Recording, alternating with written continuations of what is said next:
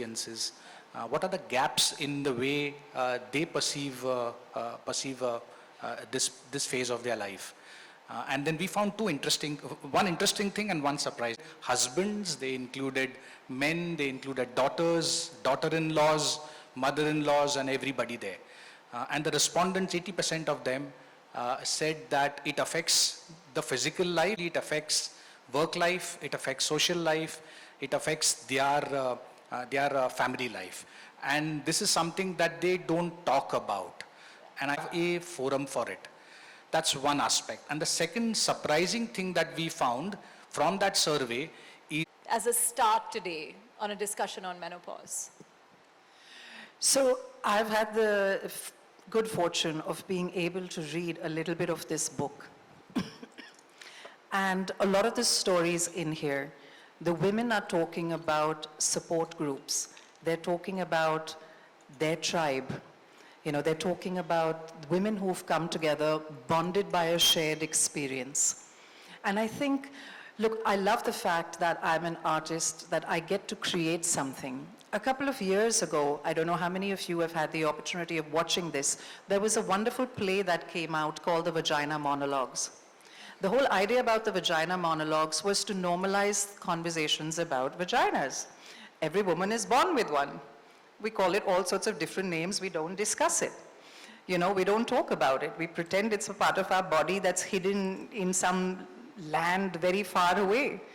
You know, so if we can have something where within the world of creativeness and art, where we can start really powerful movements, really powerful conversations, I think it's time that we did the same around menopause too.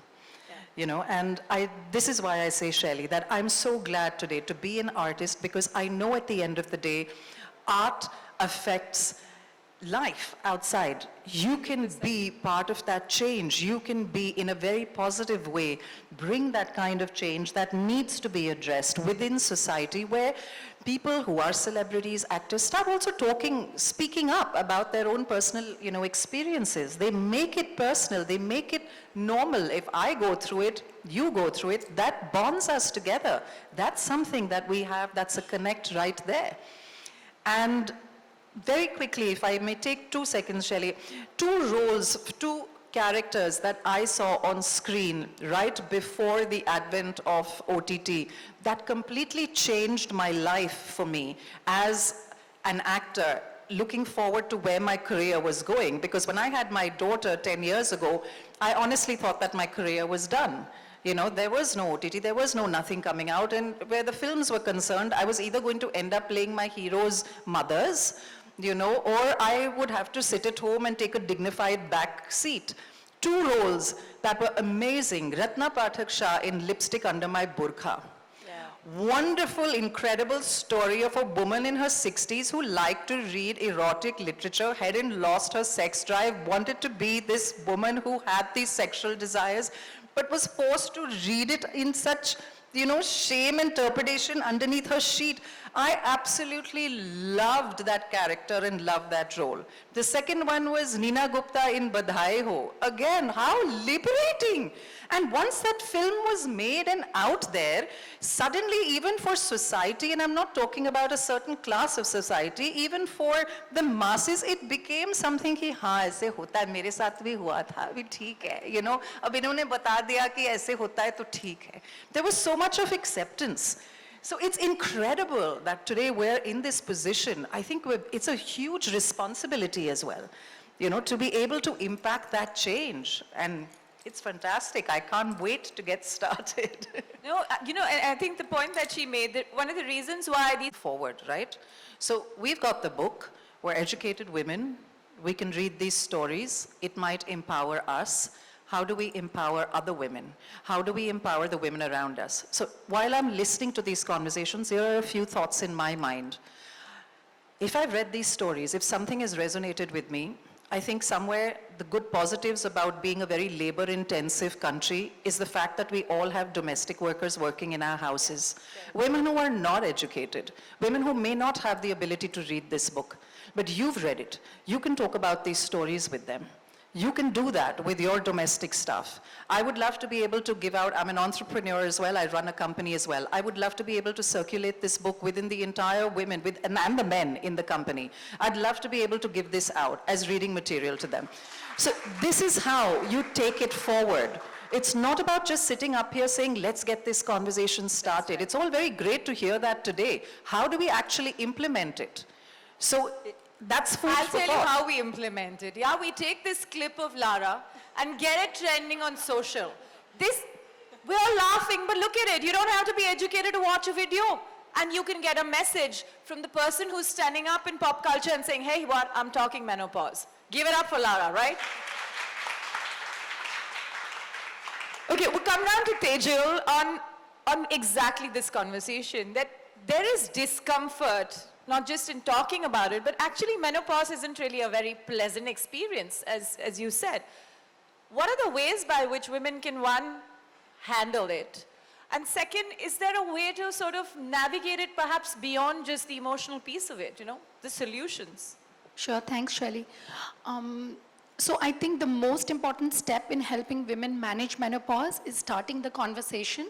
We ask them, any woman who walks into my clinic between 45 to 55, I ask them about their periods. Are you having any symptoms? Are you coping with it? How are you coping with it? Do you need any help? So that's where it starts from, because just acknowledging the condition is a start. The second thing is that lifestyle modifications do help to a great extent. So good nutritious food, exercise, and I think this is the first time in a woman's life the children have grown and she has time for self-care and to focus on herself, and I think she really needs to take that opportunity. A lot of psychological support helps a lot. So I send a lot of my women for counseling because it helps them to talk about their issues. The emptiness syndrome is there. She needs a lot of attention at this stage, but the husband has gone off to work, the kids are out of the house, and she really has nobody to talk to. So counseling helps a lot. But Shelley, what I would like to bring out into the room is that yes, lifestyle modifications are great and most women do well. But there is a fraction of women who come into the clinic and they're desperate for something to help them. They've tried everything. They've taken the calcium, they've taken the plant estrogen, they've done the yoga, they've done everything, but they're still struggling. A lot of women do well with small doses of antidepressants for a short period of time because they actually have suicidal thoughts. And it's a very difficult time for some women. In my own family, my own mother-in-law, I had to give her mild antidepressants for about 6 to 12 months because she was struggling. But it's for a short period of time, of course, carefully monitored. In a small fraction of women, the hot flashes are incapacitating. It really impacts their quality of life.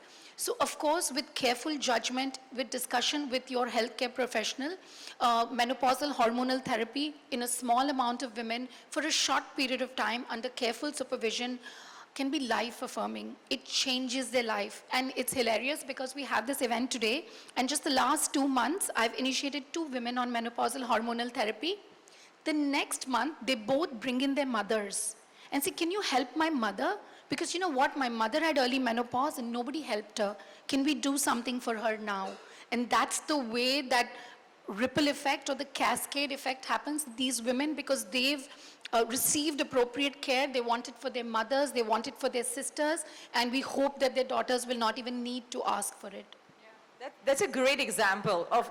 You know, it's time that you tell the stories and they're told with conviction and they're told busting the myths that are around them. You know, so you tell these stories, again, we keep using this word, normalizing it, but tell them really. Tell them guttural. Tell them the way that it is, you know, and I love one thing which I'm going to say in this book. While I've been reading the stories, there are a lot of women in here who say that my husband finds it very difficult to understand what I'm going through, or I find it very hard to speak up about it to my husband, but my son understands it better. You know, and that means, what does that mean? That means I give us a pat on the back as women. We're raising better men. We're raising men that are more empathetic towards women. We're raising wonderful young boys who will find these conversations so much easier to have with their wives, with the women, with their sisters, with the women in their lives. So I think that's incredible. You can see that change already. Let me layer a piece of data on that. We're 50% of India's population. We raise the other half. What is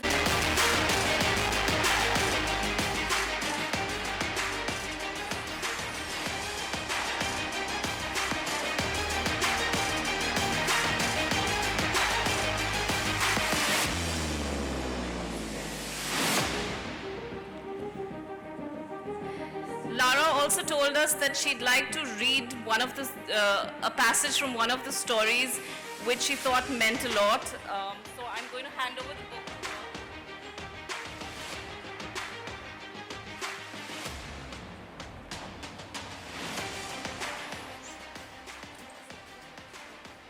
Sorry. So this is a wonderful little anecdote from the book written by Jia, who's 60 years old from Kolkata in India. Jia says, I have a group of 6 girlfriends. Some of us have known each other since school, while others have joined our gang over time. Some are wives of the boys we grew up with. They've been an immense support. Yes, our symptoms have all been different, but none of them experienced the debilitating physical symptoms that I did. Still, my friends got me when I was down and out. They understood why and where it was coming from. We're more or less the same age, so we also managed to help each other through it.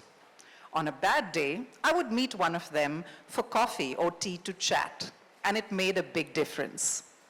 I feel like menopause is something only women who have gone through it can truly understand. Many in my group had depression, some much worse than I did. We would share our methods of coping and sometimes just have a good old rant. It's their support that got me through. So there you have it, lady. It's your support, our support towards each other that will help us through. This is amazing. Thank you, Ria. Thank you very much, and thank you once again for being here with us today. Please join us all for lunch outside, and thanks again for a lovely audience over here. Thank you. Thank you for being here.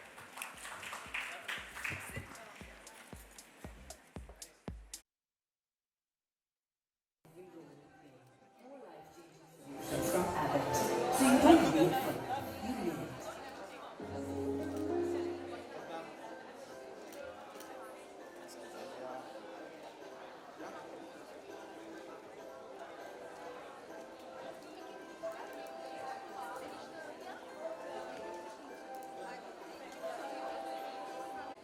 Okay so ma'am पहले तो काफ़ी अच्छा लगा आपको देख के इस event के बारे में काफ़ी कुछ सीखने को मिला एज अ मैन काफ़ी कुछ सीखने को मिला मुझे आप क्या कहना चाहोगे इस इवेंट के बारे में सो वंडरफुल इवेंट जी बिल्कुल, आई थिंक बहुत ही इम्पॉर्टेंट इवेंट है जहाँ पे लार्ज फार्मा कंपनीज जैसे एबॉट ये एक इनिशिएटिव ले रहे हैं ज़्यादातर से हमारे देश में औरतों की हेल्थ लेकर या उनके रिप्रोडक्टिव हेल्थ को लेकर या मेनोपॉज को लेकर बहुत ही कम चर्चे होते हैं, बहुत ही कम जैसे आपने कहा, आपने बहुत अच्छा कहा कि आप जितने सारे मेल्स भी यहाँ पे थे उनको भी ये जानकारी मिली, थोड़ा सा इंसाइट मिला।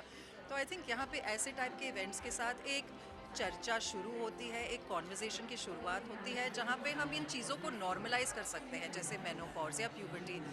और आपने आज बहुत कुछ सुना कि डॉक्टर्स ने भी कहा है कि ये एक बहुत ही अहम और बहुत ही नॉर्मल हिस्सा है एक औरत की ज़िंदगी में, और इसके हमारे घर में हमारी माएँ भी हैं, बहनें भी हैं, बीवियाँ भी हैं, तो हम उन्हें कैसे सपोर्ट कर सकते हैं इस फेज़ के थ्रू, ताकि वो जब इस फेज़ से निकले तो अधूरे होके ना निकले लेकिन और भी ज़्यादा ही पूरे होके निकले। So I think this is wonderful initiative आज जो ये किया जा रहा है। जब आप यहाँ आ रहे थे आपका थॉट प्रोसेस क्या था और क्या कुछ ऐसी बातें थी जो आपके मन में चल रही थी इस इवेंट को लेके? नहीं, जैसे मैंने कहा कि मेरे घर में बहुत ही महिलाएं हैं, मेरी नानी से लेकर मेरी माँ, मेरी मदर इन लॉ, मेरे बच्चों के साथ। एंड आई थिंक मेरे लिए मैं बहुत खुश हूँ कि मुझे एक मौका मिला यहाँ पे इस मंच पे आते हुए, ताकि मैं बोल सकती हूँ as a celebrity, as a woman. मैं अपने 40s में हूँ, एक दिन मैं ज़रूर मेनोपॉज के थ्रू जाऊँगी, तो मेरे लिए भी एक क्यूरियोसिटी है। मैं भी जानना चाहती हूँ कि मेडिकली आज क्या क्या चीज़ें हैं, क्या क्या टेक्नोलॉजी है, क्या क्या ब्रेक थ्रू है, जहाँ पे मैं जाकर अगर मुझे हेल्प की ज़रूरत हो मैं कहाँ जाऊँ, किससे बात करूँ। और अगर अब मुझे पता है कि हाँ मेरे पास मदद है, मेरे पास हेल्प है, मेडिकली मेरे पास एक सपोर्ट सिस्टम है, मेरे फ्रेंड्स है, मेरे फैमिली सिस्टम है मेरे पास में, तो if I can go through this, फिर मैं औरों को भी बता सकती हूँ, मैं एक्सपीरियंसेस शेयर भी कर सकती हूँ, and I think that's very important. क्या आपको लगता है इस विषय पे ओटीटी या फिर कोई भी मूवी बननी चाहिए इन नहीं जी, फ्यूचर? बिल्कुल। आई थिंक जैसे हमने बहुत सारी चीज़ों पे फ़िल्म्स बनाई हैं, तो ये एक जैसी सोशल एक मैसेज आप देना चाहते हो औरतों को कि ये नॉर्मल चीज़ है, ऐसी कोई चीज़ नहीं है कि आपकी पूरी ज़िंदगी ख़त्म हो जाए जब आप मेनोपॉज़ पे पहुँचे। तो आई डेफिनेटली थिंक कि ये आप ज़्यादातर से देखोगे, सिर्फ ओटीटी पे ही नहीं, फ़िल्मों में भी एक आखिरी सवाल मैम, एनी अपकमिंग प्रोजेक्ट? है, लेकिन उसके बारे में बाद में बात करेंगे। Thank you. Thank you.